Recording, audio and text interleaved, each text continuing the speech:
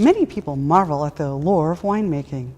This show was meant to give you a sneak peek behind the curtain with an exclusive view of what goes into the magic of making a bottle. Come with me as we explore local wineries, meet the vintners, and experience wines from all over the world. My name is Raquel Mullaney. Welcome to Uncorked.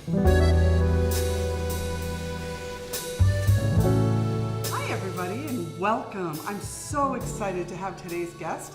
We have the wine diva herself, Miss Toni DeLuca. Welcome. Oh my God, thank you, Raquel. I'm so excited. Well, when Bob and I first started to go down the road of making this TV show, we both said unequivocally that the wine diva has to be one of our first episodes. And so I would love to introduce my audience to you and all your wonderful knowledge. So thank you.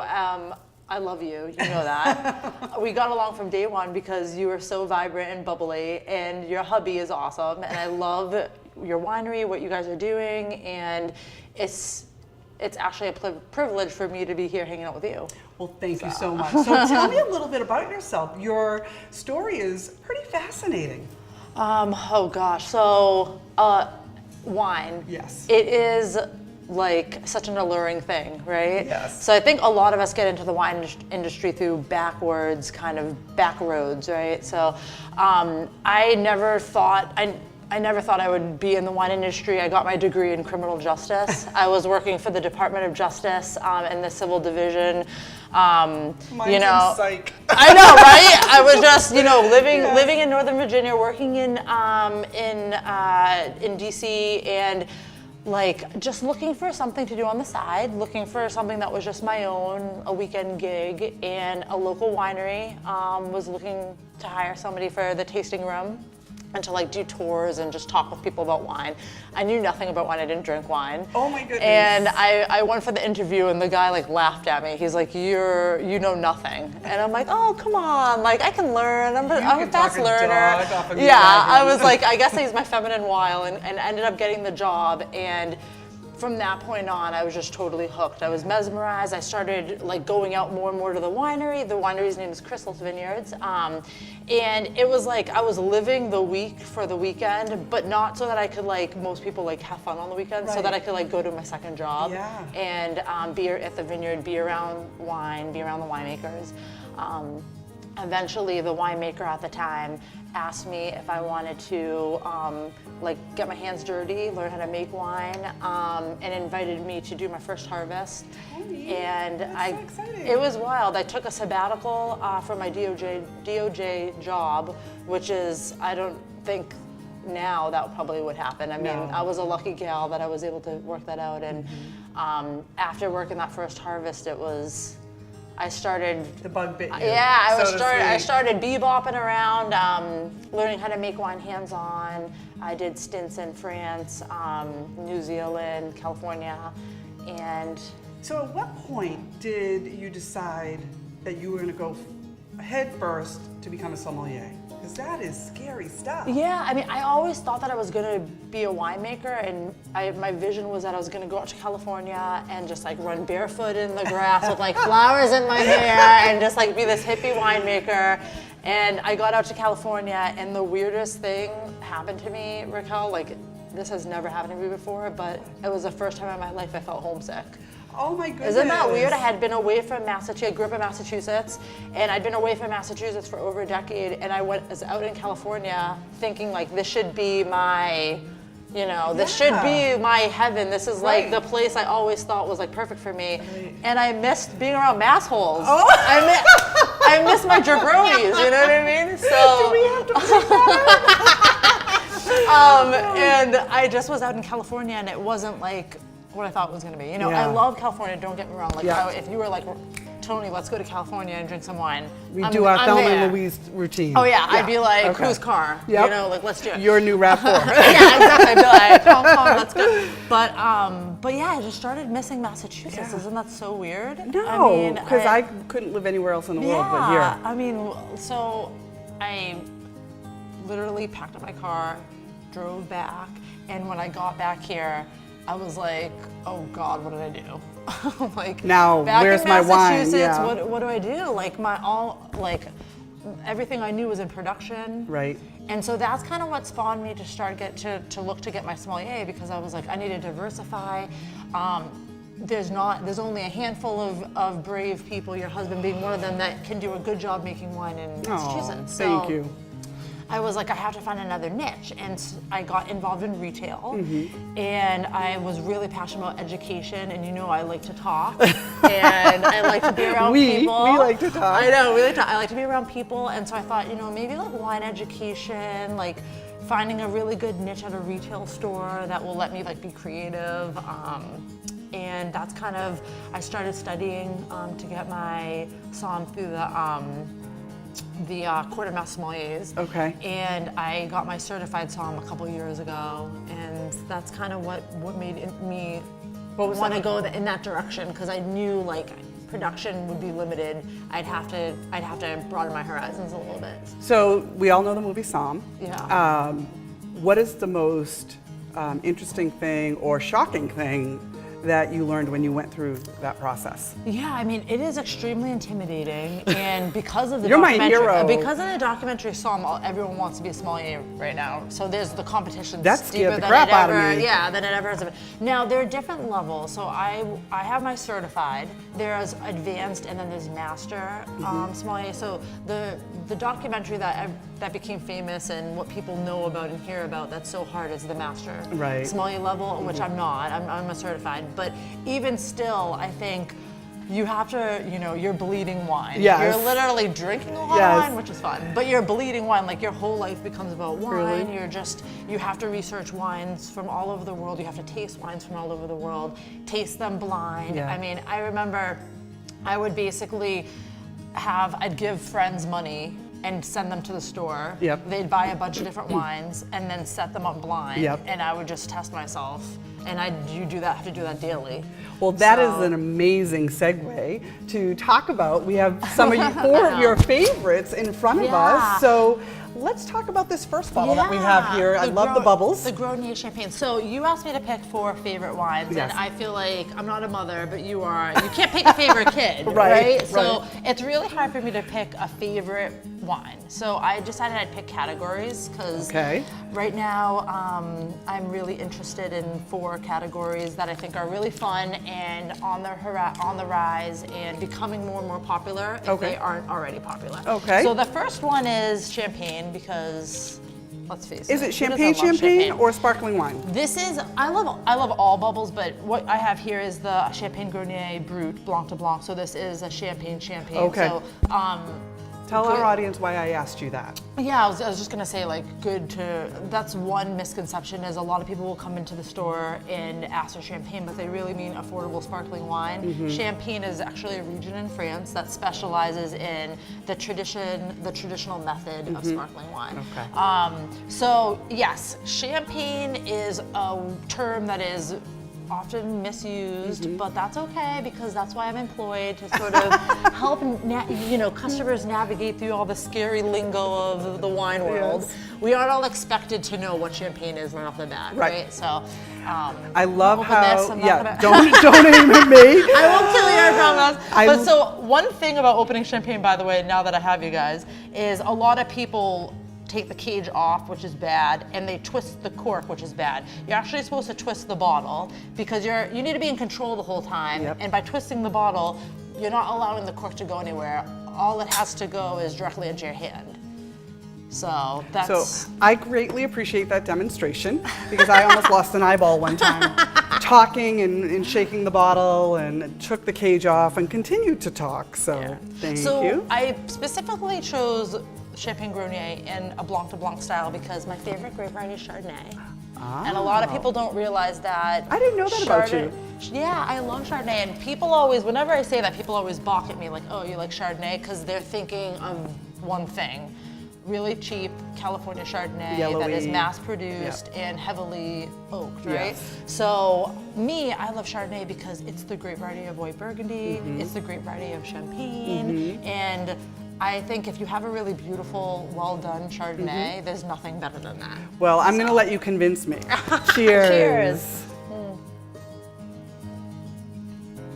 my God. So what you're going to get out of a Blanc de Blanc style of champagne is finesse, elegance, Delish. beautiful acidity and minerality, and a lot of those really bright green apple notes and citrus notes.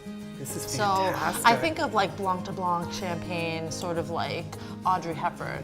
You know what I mean? Just like very elegant, really cute, like always like polished and prim and proper, like the best girl next door. Yep. Whereas sometimes champagnes with the other grape varieties, Pinot Meunier and Pinot Noir, they're a little bit fleshier and they have a little bit more body and attitude. So I feel like those are kind of like the Beyoncés of the champagne world, you know, a little bit more curve, a little bit more. So. Well, this is delicious. think? Are you going to feel less of me if I finish it? No, oh my Okay. God, help yourself. Here we go. Actually, bottoms up. I can't let you drink alone. Come on, girlfriend. Do it like it's your job. So I know, right? Lucky job, right? That's right. Jealous, totally jealous. So we have this beautiful rosé that is our next bottle. So I know, it's so funny. So it does look a lot like a rosé, right? But it's not. It's not. So I wanted to pick this wine twofold because both me and you are very passionate about supporting local. Yes, we are. And this is actually an orange wine. It's called Ramato from Greenville Vineyards, which is right in Rhode Island. Nice. Almost like 5 minutes outside of Newport. Oh, fun. And I picked this because a lot of people, even yesterday I had a customer that was asking, what is orange wine? Is it wine made from oranges? And actually, that's not the case. Orange is sort of a slang term, the lingo that we use in the industry for white wine that has been macerating or the juice is sitting with the skin. Yep. So it's a white wine that's been treated like a red wine. Okay. And that's why it does look rosé, but this is actually a pretty bright orange color. Okay. And I'll pour you a little bit. This is Pinot Gris from estate grown from Greenville. And what was it macerated with? Is The that skin. So yeah, so actually. which skins? The It's red grape? its own skins. Oh. Its own skins, yeah. Okay. So to make red wine, actually, let me back it up. Very, very basic on how to make wine.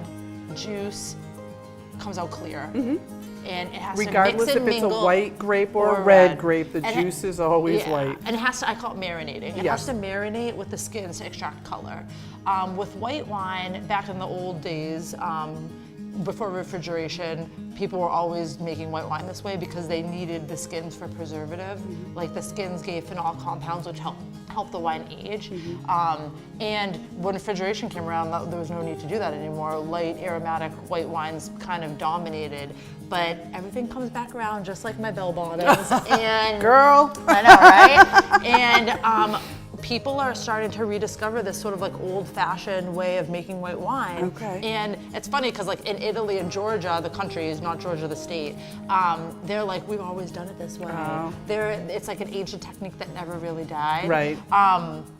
Anyway, it's kind of fun when you have a white wine that's been aging on its skins. You extract body, you extract flavor, you do extract tannins, and to a certain degree, you get these really broad floral components, more depth of character. And I'm serving this chilled, but actually, orange wine you can serve dry. You could serve room temperature, not warm, room temperature. Yep. When you serve a wine chilled, as you know, it will enhance any of the tannins in the wine. So because this does have some tannins in it, it can be served however you whatever is preferable What you enjoy. for you. Yeah. Whatever's preferable for Well, you. wonderful. So, what do you think? Have you ever had Nope, an I'm going orange to cheers wine you yet? first. Okay. I haven't. So let's see. Yes, you can like smell right off the bat. It's very floral. Greenville is great because they're a local winery that's actually growing everything themselves. So these are estate-grown grapes. That's fabulous. I Isn't it actually was wild? expecting it to be a lot sweeter, and it's fabulous. It's dry, so it's dry, very dry actually. I'm shocked because you know that my palate's not conducive to white wine, so I'm shocked at how much I'm enjoying this. Oh, good. This is really, really good. It's a white wine that has a little bit more oomph, so if for anyone out there that is saying that they only will ever drink red wine, this could be something fun to play around with, a little funky and different. And that would be me. So maybe I'm I've turned you into a white yes, wine? I gotta hang out with you more because this is beautiful. And the color can range. Like this is a fairly light kind of pale orange, but there are some that pour almost brown in color. So you can have some really aggressive orange wines. it's a cool thing to play around with. Just saying. Yeah. All right, I'm finishing. Yeah, go for it. Cheers to my audience. Ooh, we're gonna be two chicks under the table in a minute. All right, what is our third wine that we're gonna move to? This little short guy here. So actually, I guess I threw you for a little loophole because for my third wine, I technically didn't pick a wine, it's a sake. Oh. But we categorize sake, or at least I do, in the wine kind of family, even though sake is sort of a brewed rice beverage. It's brewed and then it is fermented. So it's kind of like, it's sort of like a beer and sort of like a wine hybrid, which is kind of cool. And sake is a Japanese beverage made from rice. And it's really, do you drink sake at all? It's becoming like, it's having a renaissance right now. So I'm really excited that you picked that because at the wine bar down at the 1620 Wine Bar, we have a wine, malt, and cordial license, and we serve a lot of sake because it's rice wine technically, and we have a vodka made out of rice wine, gin, tequila, rum. So the sake falls underneath what I can serve under my license. So I was very excited. I'm so thrilled that you chose that. Yeah, for me, I think it's one of the categories in the beverage industry in general across the board that's continuing to grow. And I see it really having a renaissance right now. People are a little bit confused. It's intimidating, sake, because like, normally, this one actually is very friendly for people who don't know, because sometimes it's just Japanese writing on the bottle, and I mean, if you don't know Japanese, you look at this and you're like, what? Right. And there's I'm going to find you and say, help me out here. There's a lot of terminology, so in case anyone is watching that really does love sake and is curious as to what we're drinking, this is the Fukuchu Moon on the Water Junmai Ginjo, and Ginjo is the grade, how much the rice is polished. Junmai means that it's unadulterated, so no added spirit. Look at you, you go girl, you go with your bad self. And please guys, you don't serve all sake warm. That's the biggest question that I get is people think that it's supposed to be, sake is something that you're supposed to heat up, and that the only way to drink it is in a sake bomb. But they're actually really beautiful artisanal sakes that are extremely aromatic and beautiful, and if you heat them up, you lose all that. So most sake is actually meant to be served cold or chilled slightly. So I so need to hang out with you more. Oh my gosh. So let's see. Fun, I'm trying to think of the Japanese word that we would cheers to. I don't know. I don't know. Arigato means. So for this one, ooh, smells very fruity. It's really aromatic. You can get anything from flowers to green notes. Like sometimes you get like a grassy, herbal note. Sometimes you'll get melon, apple, pear. Am I losing it? I'm smelling a little anisette, a little licorice. No, totally. Like absolutely. That's another. So another category for sake, so we have Junmai, means it's not adulterated, nothing added to it. There's also Honjonzo, which is a style where sort of, I equate it to oh wow, that's interesting. The practice of adding a drop of water to whiskey, how sometimes that will open up the aromatics. Honjonzo sake is where they actually add, it's like fortified, they add spirit, neutral spirit, and it opens up and unlocks a whole nother like plethora of aromatics and flavors. This is amazing. I can't wait for, as you know, my husband, the winemaker, is waiting off screen, and I know he's dying to try these things once our show's over. So this is an amazing one, honey. You're going to love this one. I picked this one specifically, too, because I had it recently, and I felt like it was so lively, and it was so beautiful right out of the gate. It was very expressive. It was just drinking so well. So I wanted to share that with you. Smooth, really smooth. Just a really pretty style. The aroma is just outstanding. I just can't get over all of the different things that I'm picking up. So a lot of people think, I mean, sake you can pair with anything almost, any food. Good. Don't think that sake just has to be paired with sushi. I mean, that's a magical pairing. But you can pair sake with just about anything, and I like highly encourage trying to mix and match and find the sake that, you know, fits best with your pork dish or your chicken dish or your, you know, anything poultry, any pork, ramen noodle bowls. Oh my God. You're going very highbrow now. Well, let's say This is the best sake I've ever had. Oh my God, yes, really? absolutely the Okay. best sake I've ever had. Oh, I'm finishing. glad. Yeah. All right, my friend, go big or go home. What's our last All right. one? So, as you know, and I recently just got back from Spain. Okay. And I became certified as a sherry wine ambassador Yes. and educator. And so I had to indulge. And for this last one, I brought you a sherry. Oh, thank you. So this is the Laguita en Rama, and it's from San Luca de Barrameda, which is a coastal, it's part of the Sherry Triangle. There's 3 cities that are allowed to make sherry. The one that I chose is a style of manzanilla, which comes from the coast, San Lucar, which is very important because right by the coast, things happen differently there, and you have a microclimate that is very, very good for flor, which is a type of yeast that they like grow on top of the sherry while it's aging. Okay. And what it does is it blocks oxygen, so it protects it from oxidating, and it also, the flora eats every little bit of sugar and every little bit of glycerol from the wine. Wow. So That's manzanilla, intense. yeah, manzanilla is actually the driest style of wine in the world. And the lightest style of wine in the world because there's no sugar and no glycerol from Wow. the floor. Can't wait. You also, the floor gives off these really briny, doughy flavors. So You're gonna get me drunk, girl. Just a yeah, splish. I know. Sorry, a little bit. This is fortified, by the way.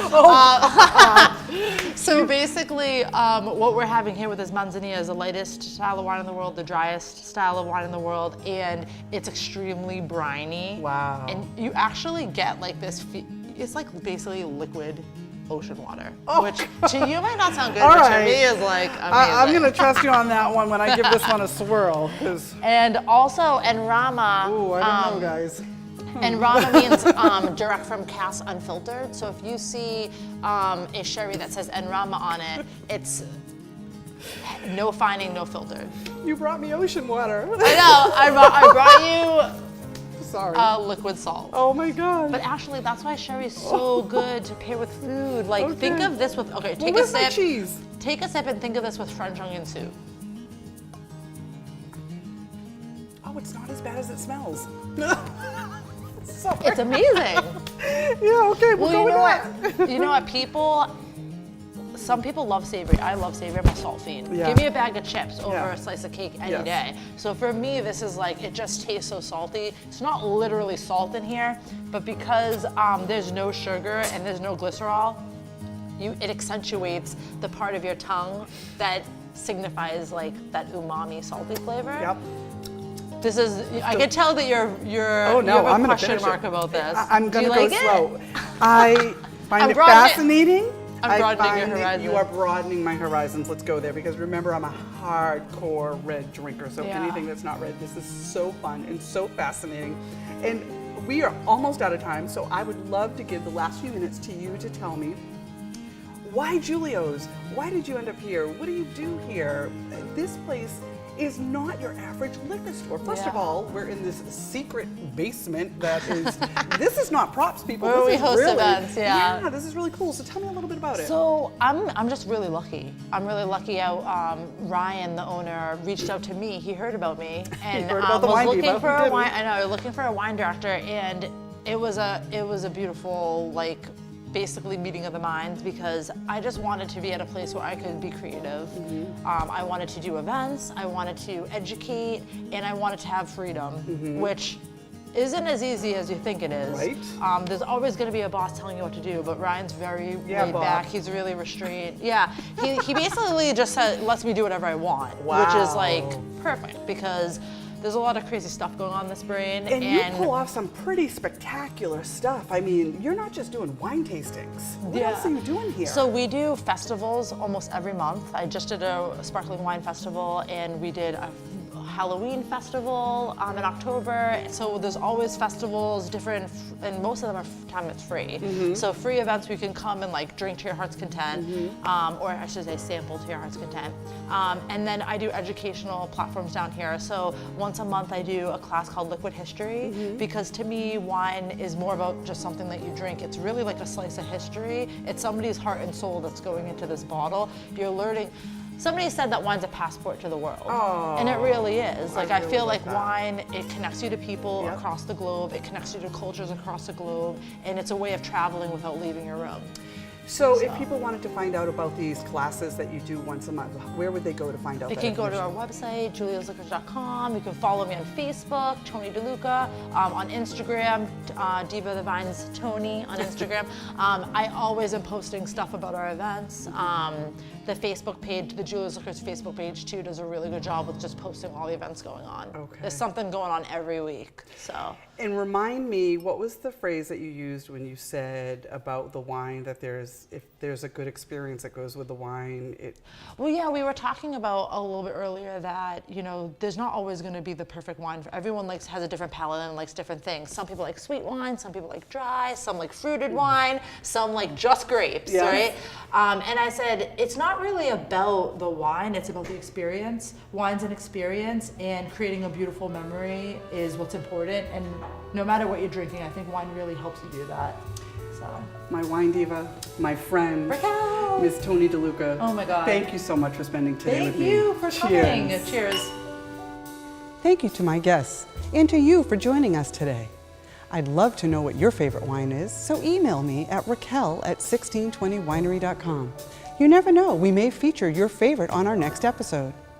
Until then, cheers.